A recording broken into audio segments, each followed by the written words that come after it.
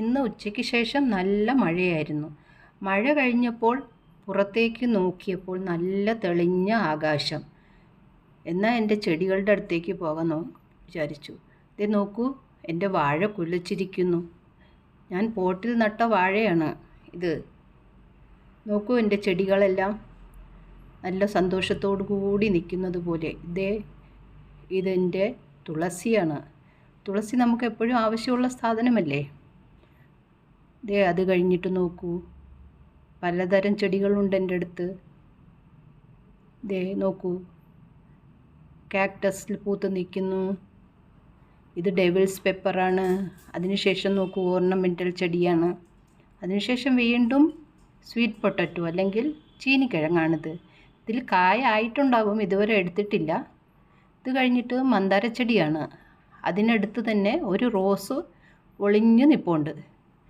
അതിനടുത്ത് എൻ്റെ ചെത്തിയുണ്ട്. പിന്നെ ഹിബിസ്കസ്, ചെമ്പരത്തി ഞാൻ എന്നും ചൂടുവെള്ളത്തിലിട്ട് ഹിബിസ്കസ് ടീ ആയിട്ട് ഉപയോഗിക്കാറുണ്ട്. പിന്നെ നോക്കൂ, എൻ്റെ കരിവേപ്പാണ്. കരിവേപ്പും നമുക്ക് വേണമല്ലോ എന്നും. അത് കഴിഞ്ഞിട്ടും പലതരം ചെടികളാണ്. കാന്താരി, എൻ്റെ കാന്താരി തളിർത്ത് നോക്കി നിൽക്കുകയാണ്. പൈനാപ്പിൾ. അത് കഴിഞ്ഞിട്ട് ഇത് എക്സോറ. ഇതെല്ലാം പഴയ ചെടികളുടെ പോട്ട്സാണ്. ഇതെല്ലാം ഒന്ന് വൃത്തിയാക്കി എടുക്കണം. മഴയൊക്കെ ഒന്ന് പോകട്ടെ എന്ന് വിചാരിച്ചിരിക്കുകയാണ്. നോക്കൂ, വള്ളികൾ. ഈ വള്ളികളെല്ലാം താഴെ നിന്നും ഗ്രൗണ്ടിൽ നിന്നും കൊണ്ടുവന്നതാണ്. ഇത് നോക്കൂ, കോവലാണ്, കോവയ്ക്ക ഐവി ഗാർഡ്. ഇതിനെ ഞാൻ താഴത്തെ ഫ്ലോറിൽ നട്ടിട്ട് മേലേക്ക് കൊണ്ടുവന്നിരിക്കുകയാണ്.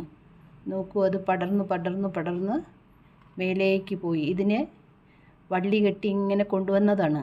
ഇപ്പോൾ പൂത്ത് കായ തുടങ്ങിയിട്ടുണ്ട്. ഇതാണ് എൻ്റെ സൗഗന്ധികം. എനിക്കിഷ്ടപ്പെട്ട ചെടിയാണ്. നോക്കൂ, നല്ല സുഗന്ധമാണിതിൽ, സെൻറ്റിൻ്റെ മണം. നോക്കൂ.